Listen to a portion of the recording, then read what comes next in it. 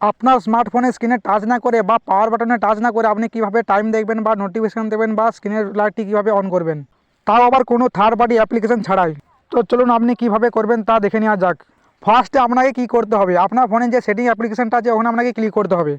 তারপরে আপনার সেটিং অ্যাপ্লিকেশনটি ওপেন হয়ে যাওয়ার পর আপনি দেখতে পাবেন যে স্মার্ট কন্ট্রোল, ওখানে আপনাকে ক্লিক করতে হবে।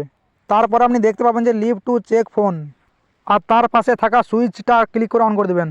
এই অপশানটি অন রাখার পর আপনি স্ক্রিনে টাচ না করে বা পাওয়ার বাটনে টাচ না করে আপনি টাইম দেখতে পাবেন বা নোটিফিকেশন দেখতে পাবেন বা আদার্স আরও ইনফরমেশন পাবেন। তো আপনি কীভাবে করবেন, যখন আপনার ফোনের স্ক্রিনটি অফ থাকবে, স্ক্রিনে টাচ না করে বা পাওয়ার বাটনে টাচ না করে আপনি ফোনটাকে এভাবে পিক আপ করবেন, তাহলে আপনার ফোনের স্ক্রিনের লাইটটি অন হয়ে যাবে। তাহলে আপনি টাইম দেখতে পাবেন, নোটিফিকেশন দেখতে পাবেন আর আদার্স ইনফরমেশন পাবেন। তাহলে আপনি বুঝতেই পারছেন যে স্ক্রিনে টাচ না করে পাওয়ার বাটনে টাচ না করে আপনি কীভাবে টাইম দেখবেন, নোটিফিকেশন দেখবেন বা আদার্স ইনফরমেশন পাবেন। যদি আপনি সেটিং সম্বন্ধে জানতে চান বা টেক ভিডিও দেখতে পছন্দ করেন তো এই চ্যানেলটিকে সাবস্ক্রাইব করে রাখবেন। আর হ্যাঁ, ভিডিওটি লাইক করতে ভুলবেন না। ভিডিওটি দেখার জন্য অসংখ্য ধন্যবাদ।